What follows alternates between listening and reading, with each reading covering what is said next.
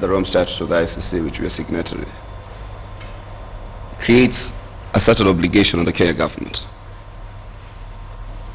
Those in the legal fraternity argue it creates an extension of the tier of our judiciary, which comes into force either when you're not willing or do not have the capacity.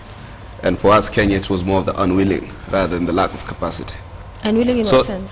Unwilling at that time to prosecute perpetrators of post-election violence.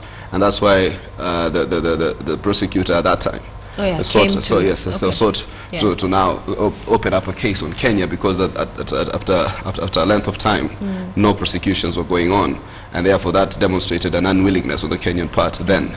And you remember the Hague, don't be vague, Hague debate, and therefore the Hague took over that matter. So I think it was purely as a matter of carelessness on our part. But on the president? So on the non-cooperation, Bensouda, when you seek cooperation, it means, well, like what you did to Barasa.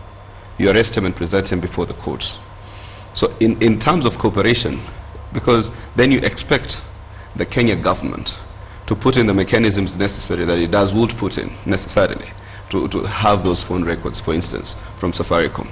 Let's say when you want to have phone records in the course of investigations, what would you do as a government?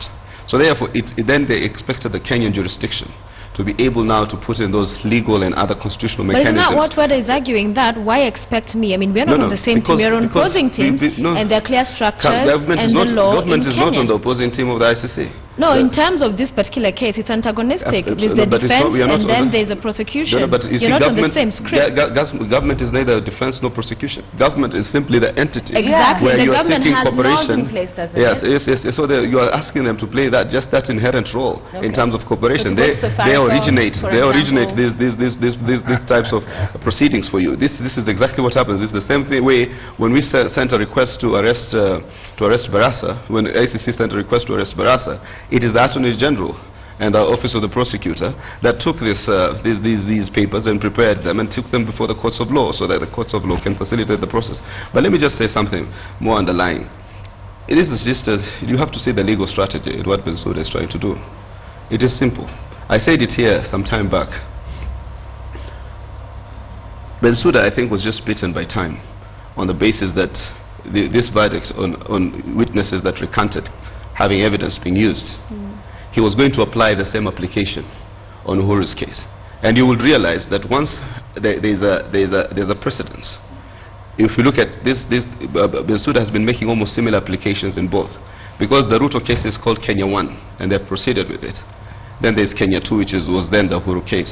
So what they will do, they will simply make a similar application on account of the same. And if you looked, let's say, at two applications of a similar nature in both cases, it is just the same, it's literally the same judgment, but with the different citations of the cases. Bring it all back. So I think what happens if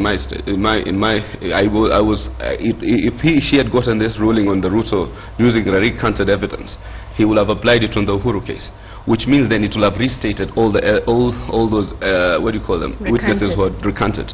So this is a legal strategy in my view, and I think the Kenya government, our friends, you say has not cooperated sufficiently. To that extent, no. But then, just one thing, let's play ball in terms of a legal sense, because I don't have any opportunity to talk to them. I think we all want this burden of the ICC off the shoulders of the Kenyan people, so that we can focus on things that are more fundamental. So for me, it is to start to appreciate how to counter legal legal frameworks through a legal process. So for me, they are going to try and restate the Uhuru case, because the Uhuru case was not withdrawn totally. It was put aside if you looked at the whole ruling of the ICC. So if they were to go in this strategy and were able to get a judgment of non-cooperation, then they will now probably bring further applications to try and restate this case. So for me, it is important that we counter these things from a legal purview, and therefore we are able to either demonstrate otherwise through the frameworks of law.